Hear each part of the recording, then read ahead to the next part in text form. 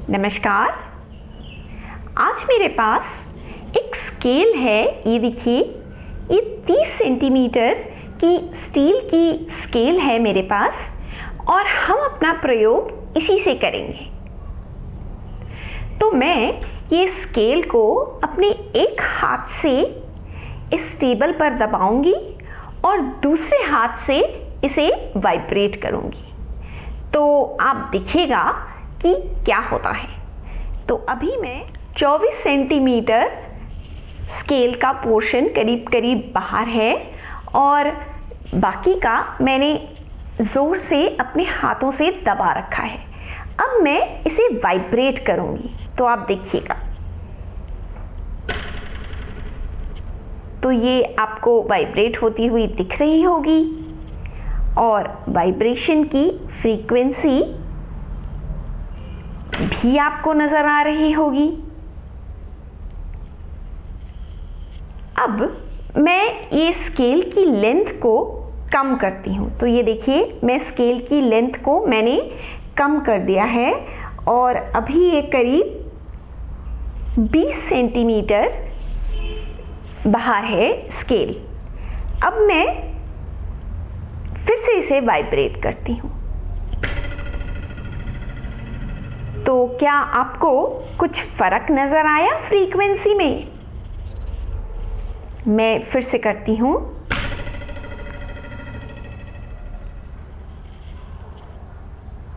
आप ध्यान दीजिएगा फ्रीक्वेंसी पर।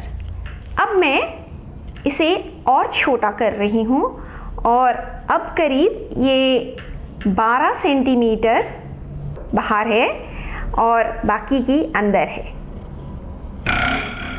आप देखिए इसकी फ्रीक्वेंसी। तो एक बार फिर से करते हैं। अब मैं लेंथ बढ़ाती हूँ और आप ध्यान दीजिएगा।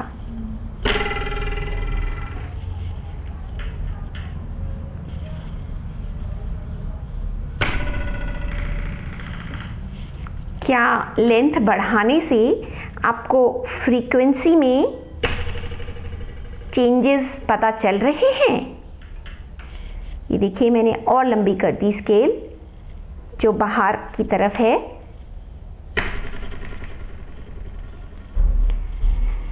तो मेरे ख्याल से आपको दिखाई दे गया होगा कि जैसे जैसे हम लेंथ बढ़ाते हैं स्केल का, वैसे वैसे उसकी जो फ्रीक्वेंसी है वो कम होती जाती है। तो अब मेरे पास कुछ मैग्नेट्स हैं और मैं उन मैग्नेट्स को इस स्केल पर चिपका करके स्केल का मास चेंज कर सकती हूँ और हम इसे फिर से वाइब्रेट करके देखेंगे कि इसकी फ्रीक्वेंसी में क्या चेंजेस आते हैं। तो मैं स्केल की जो लेंथ है वो फिक्स रखूंगी और आप देखिए, मैं इसे अभी वाइब्रेट कर रही हूँ। तो आप ध्यान दीजिए इसकी फ्रीक्वेंसी पर। अब मेरे पास ये मैग्नेट्स हैं और मैं इन मैग्नेट्स को ये स्केल पर चिपका रही हूँ। तो ये देखिए, मैंने ये स्केल पर चिपका दिया इसे और अब मैं इसे वाइब्रेट कर रही हूँ। तो आपको दिख रहा होगा कि जो फ्रीक्वेंसी है वो सडनली काफी कम हो गई है। ये देखिए, ये फ्रीक्वेंसी काफी कम हो गई है। अगर मैं ये हटा के करती हूँ तो आप देखिए, ये है फ्रीक्वेंसी और लगाने पर ये है फ्रीक्वेंसी। तो काफी कम हो गई है फ्रीक्वेंसी। और अब मैं ये मैग्नेट को थोड़ा खिसका कर इधर ले आती हूँ। तो आप देखिए, मैंने इसे इधर कर दिया है और अब मैं फिर से इसे वाइब्रेट कर रही हूँ। तो आपको फिर से फर्क दिखाई दे रहा होगा।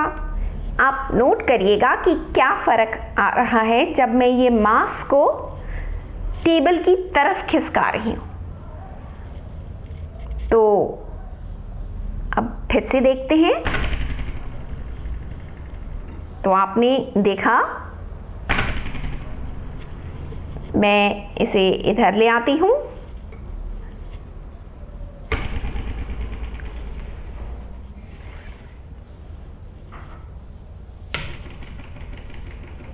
तो आप देख रहे हैं कि मास जब स्केल का हमने बढ़ाया तो फ्रीक्वेंसी में चेंजेस तो आ रहे हैं, लेकिन क्योंकि ये जो मैंने मास स्केल का बढ़ाया वो यूनिफॉर्म डिस्ट्रीब्यूशन नहीं है, तो कहाँ से मास बढ़ाया वो भी फ्रीक्वेंसी को डिसाइड कर रहा है। धन्यवाद।